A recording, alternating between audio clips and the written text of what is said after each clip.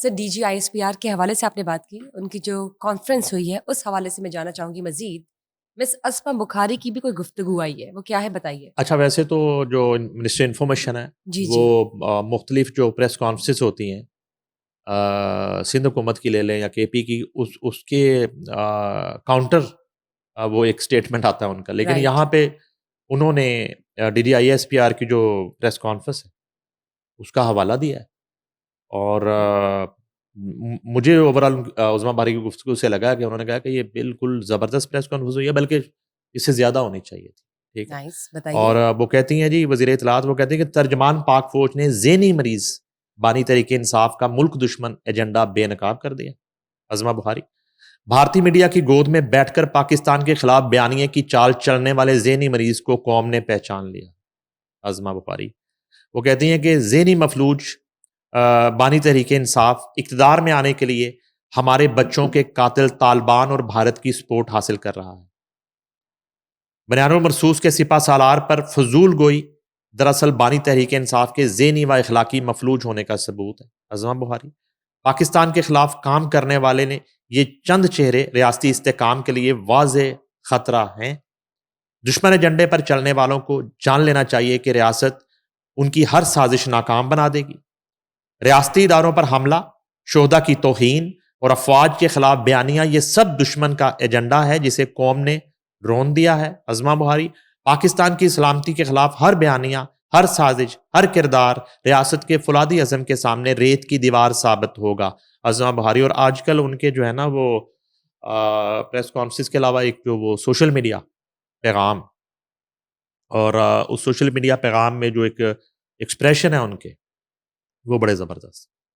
वो जनाब उन्होंने ना शहजाद अकबर और आदिल राजा को अभी हम दिखाते भी हैं नाजरीन को। और भाईजान दो यूट्यूबर जो है ना, उनको तो पकड़ने का पूरा बंदोबस्त कर लिया सर, मतलब जाल तैयार है। कल आपने देखा कि वफाकी वजीर दाखिला जो है उन्होंने मुलाकात की जो हमारी ब्रिटिश एम्बेसडर हैं यहाँ, और उनको आदिल राजा और शहजाद अकबर के हवाले से जो फैक्ट्स और डिटेल्स हैं वो उनको भेजी गई हैं। तो सर तैयारी करो, मेरा ख्याल है बैग शैग पैक कर लो, टैमो टैम कर लेना है ना, नो मिनट पे टाइम ही ना मिले है जी। तो वो फिर आपको पता है जरूरी सामान रह सकता है ना, जरूरी सामान उधर लंदन रह गया तो फिर यहाँ क्या होगा। तो इसलिए अपना सामान जो है वो जरूर पैक कर लें। उन्होंने मुखातब करके कहा कि भाई वो पैकिंग कर लो। अच्छा, अमूमन होता है कि किसी ने बाहर जाना होता तो ये बात कही जाती है कि आप पैकिंग कर लें, जी। मुलाजमीन इकट्ठे कर लें, और क्या क्या चीज़ें आपको बाहर चाहिए होंगी, प्रदेश में जा रहे हैं। कहती नहीं, आप पाकिस्तान आने की तैयारी करें और फटाफट पैकिंग कर लें। यानी कि उज़मा बहारी को बहुत ज़्यादा इस बात पे कॉन्फिडेंस है, और या उनके पास खबर है। खबर, ज़ाहिर बात है खबर तो होगी उनके पास, इन्फॉर्मेशन मिनिस्टर है, उनका काम ही इन्फॉर्मेशन है। ट्रू। तो वो जो है कहती हैं कि आपको टाइम नहीं मिलेगा पैकिंग करने का। यानी कि इसका ये मतलब हुआ कि विद इन अ डेज़ जो है शहजाद अकबर और आदिल राजा जो है, इनकी हवालगी पाकिस्तान को कर दी जाएगी, और ये अज़मा बहारी की इन्फॉर्मेशन हो सकती है। और उन्होंने बड़े अतमाद के साथ वो एक डिजिटल वीडियो पैगाम जारी किया है और मुखातब किया है दोनों को। उन दोनों गद्दारों को, मैं तो कहूँगा अब तो साबित हो गया, और हमने देखा है इन दो जो है ना चेहरों को जो बेनकाब हुए बाहर जाके, और किस तरीके से उन्होंने मुल्क दुश्मनी का सबूत दिया, चाहे वो 6 और 7 मई हो, और चाहे 10 मई की जंग हो, चाहे यहाँ पे जो है वो CDF की तैनाती का मामला हो, और किस तरह से प्रोपेगेंडा किया, ठीक है, और किस तरह के इल्ज़ाम तराशी की, उस सब पर जो है ना इनकी हवालगी का मुतालबा किया गया ब्रिटिश हुकूमत से। अच्छा, अब कुछ नाम जो है वो हमने पहले डिस्कस भी किए थे। अज़मा साहिबा ने तो ये 2 नाम फ़िलहाल लिए हैं, नाम तो उनके पास बाकी भी लिस्ट होगी। उसमें मेरा नहीं ख़्याल कि शहबाज़ गिल जो है, उसने कोई इन दोनों से कम मुल्क दुश्मनी की होगी। और उसके बाद जो मोहित पीरज़ादा, वो अब टेक्निकल अपनी खुद ही अपनी सिचुएशन और अपनी वहाँ पे जो एक फुटेज है टेक्निकल, वो बता रहे थे कि मैं पता नहीं, अगर अमेरिका से मुझे निकाला भी जाता है तो मैं बरतानिया जा सकता हूँ, उससे आगे मैं नहीं जा सकता। तो मैं अपने वकला से बात कर रहा हूँ, वो यानी कि उन्होंने वकला से बात करने की तैयारी की हुई है, और खुद को जो है इस हवालगी से बचाने की तैयारी की। तो इस तरह की सूरत हाल है। अलबत्ता ये है कि एज़मा बहारी ने DGISPR की प्रेस कॉन्फ्रेंस जो है, क्योंकि वो खुद भी रोज़ प्रेस कॉन्फ्रेंस करती हैं, खुद हुँ, भी डेली वो लफ्ज़ों से खेलती हैं। जी, तो बज़ाहिर उन्होंने बहुत ज़्यादा सराहा है DGISPR की प्रेस कॉन्फ्रेंस और ठीक। एक बरवक़्त और जिसको आप कहते हैं कि नब्ज़ पर हाथ वाली जो प्रेस कॉन्फ्रेंस है और टू बेनकाब द करने का पॉइंट। जो हाँ जी, बयानिया है बहरूपियों को, वो उन्होंने एप्रिशिएट किया। Good subject. सर इसी के साथ बात कर लेते हैं, आपने मिस्टर शहज़ाद अकबर की बात की है और मिस्टर आदिल राजा की। इनकी हवालगी के हवाले से ही अभी हाल ही में मिस्टर मोहसिन नकवी बतौर इंटीरियर मिनिस्टर लंदन गए हैं। उनकी कुछ अहम मुलाकातें हो रही हैं।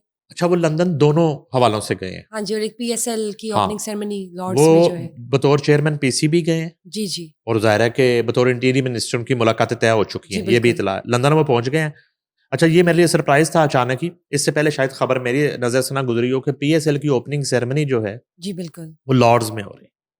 और ये लॉर्ड्स जो है दुनिया का हिस्टोरिकल ग्राउंड है और मेरा ख़्याल है कि दुनिया के किसी भी खित्ते में और पाकिस्तान में जब कोई क्रिकेटर जन्म लेता है और वो क्रिकेटर बनने का ख्वाब देखता है तो उसका दूसरा ख्वाब जो हुँ, होता है वो ये होता है कि वो लॉर्ड्स में जाके परफ़ॉर्म करे। एक मैच हाँ खेले जी, और वो टेस्ट मैच हो, वनडे हो, T20 हो, तो ये ख्वाब है नाइस। लॉर्ड्स जो है। लॉर्ड्स को आप क्रिकेट का घर कह सकते हैं। लॉर्ड्स का जो क्राउड है इससे ज़्यादा डिसिप्लिन क्राउड मैंने नहीं देखा। इससे ज़्यादा डिसिप्लिन क्राउड। चाय वाले के कप से चाय का कतरा बाहर नहीं गिरता। Beer nice. के मग्गे से बियर का एक घूंट बाहर नहीं गिरता।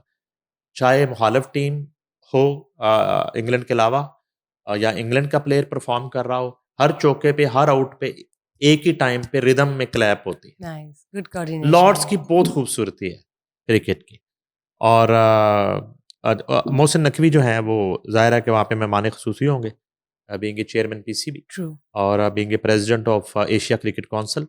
तो लॉर्ड्स में ये तकरीब हो रही है जी ग़ालिबन संडे के दिन और उसके बाद इसमें पाकिस्तानी प्लेयर्स भी शिरकत कर रहे हैं और जो फॉरेनर प्लेयर्स इंटरनेशनल हैं वो भी प्लेयर्स। शिरकत कर रहे हैं, उनको मदऊ किया गया है। अच्छा इसके साथ-साथ जो है ये इत्तला आई है, जो आपका सवाल है कि मोहसिन नकवी जो हैं बतौर इंटीरियर मिनिस्टर जो है, वो मुख्तलिफ ब्रिटेन जो पर्सनैलिटीज़ हैं, शख्सियात हैं, उनसे मुलाकातें कर रहे हैं और उन मुलाकातों का जो एजेंडा है वो वही है जो यहाँ पे ब्रिटिश हाई कमीशन को उन्होंने 2 लोगों की हवालगी का मुतालबा किया इनिशियली आगाज़ में एक्स एडवाइज़र शहज़ाद अकबर और भगोड़े मेजर राजा आदिल राजा। जी, बिल्कुल। तो इन दोनों के हवाले से ये इत्तला मिली है कि वो वहाँ पे अथॉरिटीज़ से मुलाकात कर रहे हैं और बाज़ाब्ता तौर पे वहाँ भी जाके वो उसी तरह से उनके केसेज़ और उनके ऊपर जो एलिगेशंस हैं और हुकूमत पाकिस्तान की मुद्दत में जो एक एफआईआर है तो उसका एक फ़ॉलो-अप है वहाँ पे और वो मुलाकातें करेंगे और उससे पहले जैसे मैं अज़मा बारी की टॉक की बात कर रहा था तो ये काम इतना स्पीडी ये हो रहा है कि जैसे मोहसिन साहब ने खुद ही चले गए हैं लेने उनको। जैसे यहाँ से टीम जाती है, एक एफआईए की टीम जाती है लेने या मुल्ज़मान को पुलिस की राइट। टीमें जाती सीसीडी की। मुझे लगता है कि मिनिस्टर साहब खुद ही चले गए कि ना दो मानो हथकड़ी मारो, तो मेरे साथ जहाज़ में बिठा दें, मैंने लेके जाना। तो कोई पता नहीं है कि वो अपने वाली अगली फ्लाइट में उनको साथ ही ले आएँ। लेकिन जिस तरह मौसम नकवी चढ़े हुए हैं इनके ऊपर, ये जो है ना कुछ अनचढ़ है और मुझे लगता है कि ये 2-3 लोग जो हैं ये इनकी हवालगी हो जानी है। बाकी तो कोई वहाँ का अगर किसी के पास कार्ड है या पासपोर्ट है उसमें बड़े वो मातड़ टाइप कैरेक्टर भी हैं जो हवा में सब कुछ कर रहे थे, उनके पास किसी मुल्क की नेशनैलिटी नहीं है, स्टिल वो ग्रीन पासपोर्ट होल्डर हैं ठीक। और उनकी नेशनैलिटी पाकिस्तान।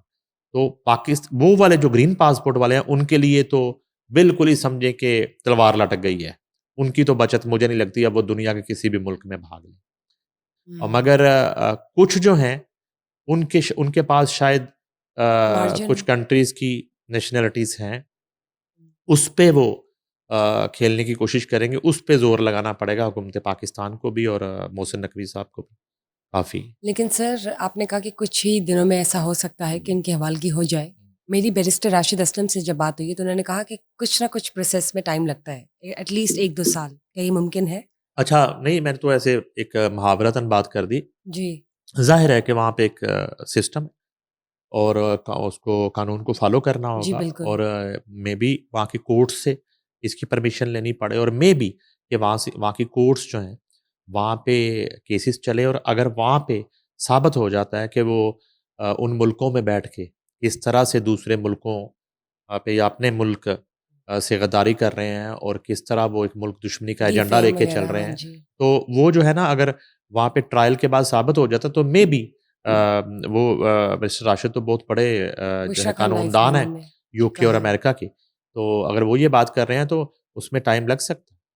लेकिन एक बात बताऊँ कि इन कंट्रीज़ में किसी भी केस में बेजा वक़्त ज़ाया नहीं होता। टू द पॉइंट जो है वो एग्ज़ैक्टली बहुत से ऐसे केसेस एग्ज़ीक्यूशन हैं होगी। जो टाइम डिमांडिंग है। साइमल्टेनियसली हाँ जी। पाकिस्तान में और यूके में और अमेरिका में जो है वो पिटीशन दायर की गई। यूके ने 6 माह में डिसाइड कर दिया, हमारे यहाँ 6 साल हाज़िरियाँ लगती रहीं। सेम केस की बात कर रहा हूँ, जो कुछ मीडिया हाउसेस की आपस में ठीक। माज़ी में लड़ाइयाँ हुई हुई हैं। तो उसमें यूके कोर्ट्स ने विदिन मंथ्स डिसाइड कर दिया, मगर सेम केस हमारे यहाँ 8-8 10-10 साल से वो पड़े हुए हैं। पेंडिंग है। जी।